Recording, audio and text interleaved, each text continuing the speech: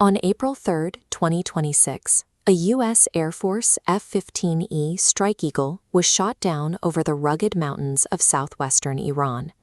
It was the first loss of a manned American combat aircraft to enemy fire in the 35-day conflict. While one crew member was successfully recovered by American forces, the weapons systems officer remained on the ground in hostile territory. Within hours, Iranian state television offered local residents a $60,000 reward for the capture and handover of the missing airmen. U.S. Central Command immediately launched a high-intensity search operation. HC-130 tankers and HH-60 Black Hawk helicopters were pushed into the interior of the country to locate the airmen before Iranian search parties could close in. The administration had characterized Operation Epic Fury as a conflict that was already won.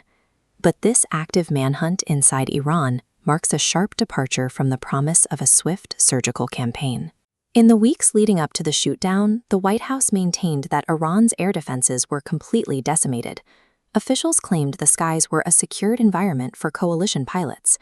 The rescue mission itself quickly proved those defenses were still active. An A-10 Warthog providing cover for the extraction teams was also hit by enemy fire, eventually crashing in Kuwait after the pilot ejected. At least 2 Black Hawk helicopters involved in the search were struck by Iranian fire. While both aircraft managed to land safely, several crew members on board sustained injuries during the flight. The loss of 3 aircraft in a single day forces a re-evaluation of current battlefield data. It suggests that Iranian radar and missile batteries were not as degraded as initial assessments indicated. Coalition forces no longer operate with uncontested access. The presence of functional surface-to-air missiles over central Iran indicates that the airspace remains a lethal environment. After 5 weeks and 12,000 airstrikes, how did Iranian defense systems survive long enough to score these hits?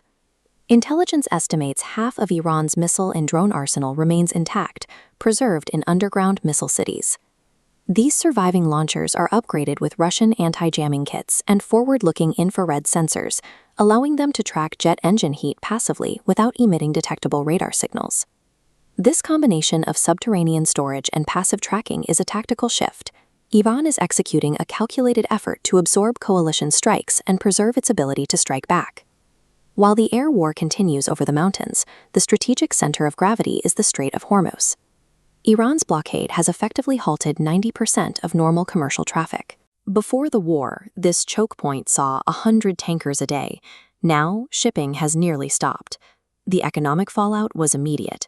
Global oil prices spiked, forcing the International Energy Agency to release 400 million barrels of oil from its strategic reserves to manage the shock. In Pakistan, fuel price hikes sparked riots that left 24 people dead. The government was forced to subsidize public transit to prevent further civil unrest. These are distinct layers of asymmetric pressure.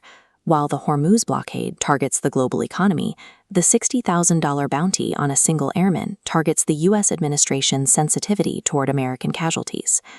To break the deadlock, Washington issued an ultimatum: reopen the strait by April 6th, or face strikes on civilian electricity and water infrastructure. On April 2nd, the U.S. bombed the B-1 bridge in Karaj. The strike killed 13 people and injured another 95 who had gathered near the span for a national holiday. The regime is now using the images of the bridge and the civilian casualties to foster a nationalist sentiment. This rhetoric is being used to entrench resistance against coalition demands, rather than forcing a quick capitulation.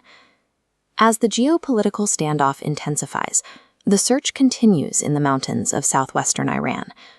Operation Epic Fury was presented as a surgical victory, but with 13 American dead and half of Iran's missile launchers still intact, the conflict has settled into a volatile contest of endurance.